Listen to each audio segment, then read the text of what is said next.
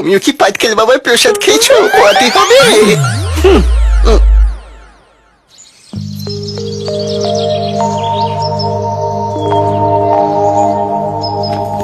আমাদের নাটকটা যা চলছে না, রিহার্সাল করতে গিয়ে না ঠিক আছে। এই ঝুলকে না, কি করছে না? এই শালা, এই রোল, এটা কি হচ্ছে রোল? হ্যাঁ, এই, তুই সব খুলে বসেছিস কেন? তুই কি আমাদেরকে মারবি নাকি? হ্যাঁ, চিন্তা করিস না, বাড়িতে কেউ নেই। কেউ নেই মানে? কোথায় গেছে? সেটা একটা সারপ্রাইজ, তোদেরকে বলা যাবে না। তোরা এই সারপ্রাইজের জন্য আমরা মারা যাবো নাকি? এই, তোর জন্য কি আমরা খরচা হবো? হ্যাঁ, তোরা আমার কষ্ট তোর সব বাইরে চলে যাস, থাকতে পারে আমাকে। আর ওইদিকে শালা কারা ধৃতরাষ্ট্র সবসময় আমাকে টার্গেট করে রেখেছে, সবসময় আমার বুকে দিকে হাত বাড়ায়। আজকে শালা করে দুটো ওর হাতে দিয়ে দিচ্ছি।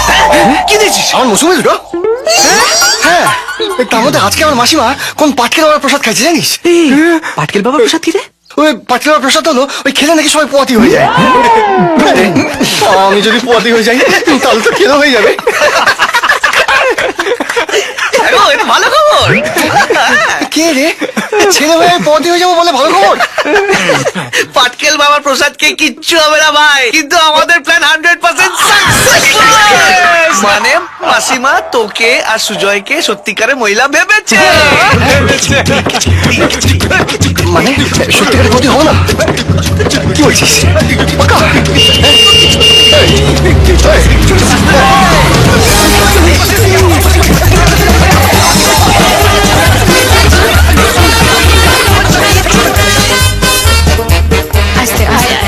কতদিন বাদে এলি? দেখি ওটা ডাইটিং এর জন্য।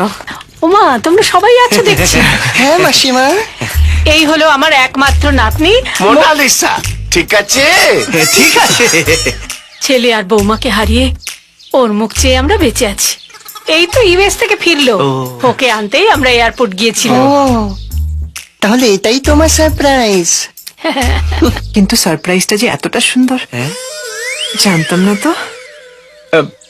মাসিমা, এর আগে তো আপনি ওর কথা কখনো বলেননি। কিন্তু ঠাম্মা আমাকে আপনাদের সবার কথা বলেছে। আপনারা আমাকে মোনা বলে ডাকতে পারেন। মোনা, গাড়ি থেকে লাগেজ সব নামানো আছে তো? হ্যাঁ, সব এনেছি। আচ্ছা, আর এ হলো আমার বান্ধবী নন্দিতা। হাই গৌরী বৌদি, আমরা দুজন আপনাদের দুজনকে কোম্পানি দেবো। We will have girls day out. কি বল নন্দিতা? আসলে ও গৌরী নয়, এ গৌরী ও আমার স্ত্রী। আমি সুমনা, আর এই হচ্ছে আমার হাজবেন্ড। আরে, আরে এখানে কোথায় গেল? আনন্দ, ঠাকুরপো, কোথায় তুমি? ঠাকুরপো, কোথায় রে? ও মা, আমারও না খুব লজ্জা পায়। সুন্দরী মেয়ে দেখলে একদম লজ্জায় লুকিয়ে পড়ে। ওগো ওঠো। আমার হাজবেন্ড আনন্দ।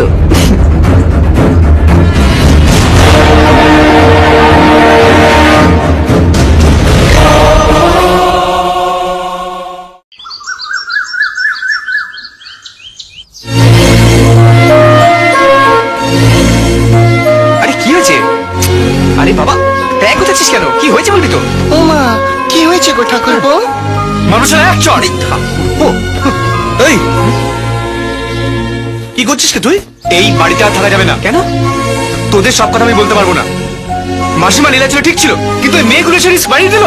আরে ওই মেয়েগুলোর জন্য আমরা সবাই মিলে বাড়ি ছেড়ে চলে যাবো নাকি? তুই জানিস না এই মেয়েগুলোর জন্য আমাদের কি সর্বনাশ হতে পারে? হ্যাঁ? যে যার মাল গোছা কেটে বল। এই আমরা কোথায় গিয়ে থাকবো? হ্যাঁ, রাস্তার স্টেশনে ফালতু কথা বলছে। এগুলো ধর ধর, ঢুকিয়ে রাখ আর সুটকেসে গুছিয়ে রাখ। ওগো শুনছো? বলছি ঠাকুরপুর কথা না একদম উড়িয়ে দেওয়া যাবে না গো। শোনো, যেটা বলছি শোনো না। বলছি আজকালকার মেয়েদের চোখ না ভীষণ সাংঘাতিক, ওরা যখন তখন ধরে ফেলতে পারে। আর ঠাকুরপো জানিস, সব থেকে আমার টেনশন হয় কানা পদলোচনকে নিয়ে। ও যখন খুশি আমার অ্যাটাক করে দিতে পারে। এ আচ্ছা ঠিক আছে ঠিক আছে, তোর একটা ব্যবস্থা করে দেবো। একটা কারখানার খবর পেয়েছে, ওখানে মেয়েরা কাজ করে। হ্যাঁ, মেয়েরা? হ্যাঁ, প্যাকিং আর লেবেলিং এর কাজ। ওগো স্বামী, আমি সেই কারখানায় রোজ রোজ কাজ করবো আর এই মহিলাদের লেবেলিং করে প্যাকিং করবো। ওই কানা পদলোচনকে রোজ রোজ আমার মৌসুমি দিতে হবে না বল? যাই।